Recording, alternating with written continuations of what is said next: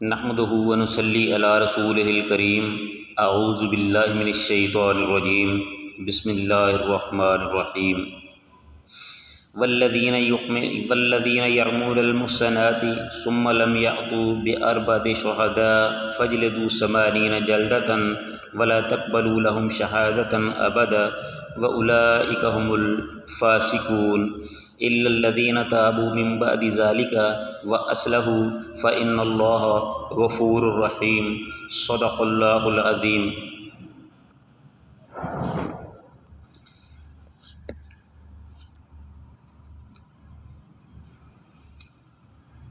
والذین یرمون المحصنات، اس آیت کی تفسیر کچھ اس طرح ہے، والذین یرمون المحصنات، وہ لوگ جو پاک دامن عورتوں پر تہمت لگاتے ہیں، ثم لم یأتوا بأربعة شہداء، پھر وہ اس پر 4 گواہ پیش نہیں کرتے، فاجلدوا 80 جلدة، اس کو 80 کوڑے مارے جائیں، ولا تقبلوا تقبلوا لهم شہادة ابدا، اور نہ ان کو ساری زندگی ان کی گواہی قبول کی جائے، واولئک هم الفاسقون، یہ لوگ فاسق اور گناہ گار ہیں۔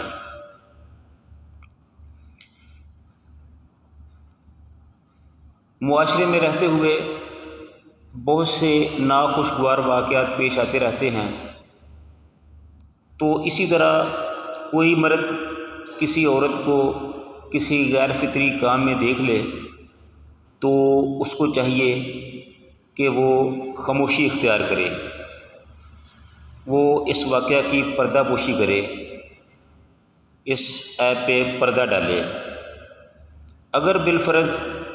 وہ اس واقعہ کو کسی دوسرے کے ساتھ شیئر کرتا ہے تو پھر اس کے لیے ضروری ہو جائے گا کہ وہ اس سلسلے میں 4 گواہوں کو پیش کرے۔ یہ اللہ کا بنایا ہوا قانون ہے معاشرے کو پاک، صاف اور سیدھا رکھنے کے لیے۔ کسی کے لیے مشکلات بھی بن جاتی ہیں، کسی کے لیے آسانیاں بھی بن جاتی ہیں، لیکن یہ بات انفرادی طور پر دیکھنے والی نہیں، اجتماعی طور پر دیکھنے والی ہے کہ یہ قانون اللہ تعالیٰ نے بنایا ہے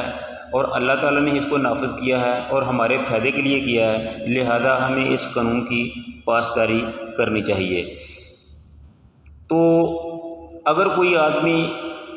کسی کو اس حالت میں دیکھ لیتا ہے تو اس کو چاہیے کہ وہ اس کی پردہ پوشی کرے، اس واقعہ کو دبائے، اس کو اچھالے نہیں۔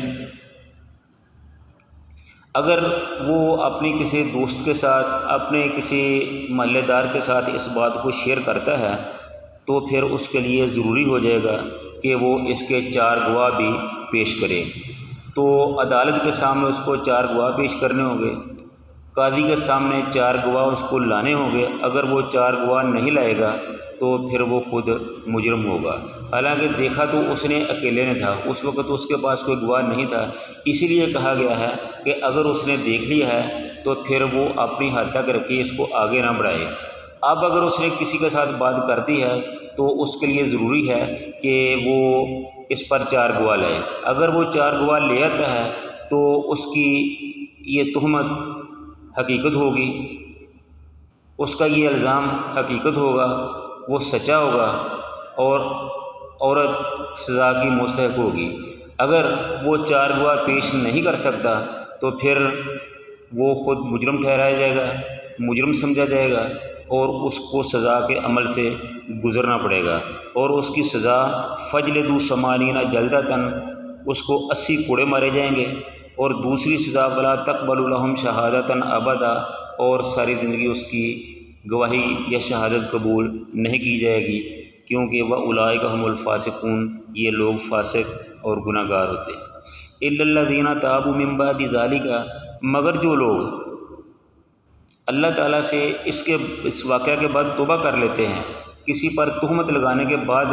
توبہ کر لیتے ہیں اور اپنی اصلاح کر لیتے ہیں، فإن اللہ غفور الرحیم، تو پھر اللہ تعالیٰ بخشنے والا اور بڑا ہی مہربان ہے۔ ہاں، اس کی جو توبہ ہے اس کی وجہ سے اس کا گناہ تو اللہ تعالیٰ معاف کر دے گا، لیکن جو دنیا کی سزا ہے وہ اسے بہرحال بھگتنی پڑے گی، کوڑوں کی سزا اس کو سہنی پڑے گی، وہ اس سے نہیں اٹھائی جا سکتی۔ ہاں دوسری سزا جو ہے گواہی والی، وہ اگر لوگ سمجھیں کہ اب اس نے اپنی اصلاح کر لی ہے، ٹھیک ہو گیا ہے، تو پھر اس کی گواہی لی جا سکتی ہے۔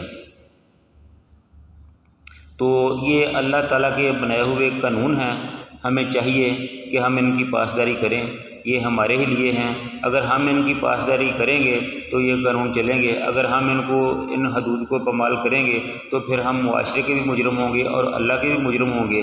تو اللہ تعالیٰ سے دعا ہے کہ اللہ تعالیٰ ہمیں قرآن و سنت پر عمل کرنے کی توفیق عطا فرمائے۔ وآخر دعوانا ان الحمد للہ رب العالمین۔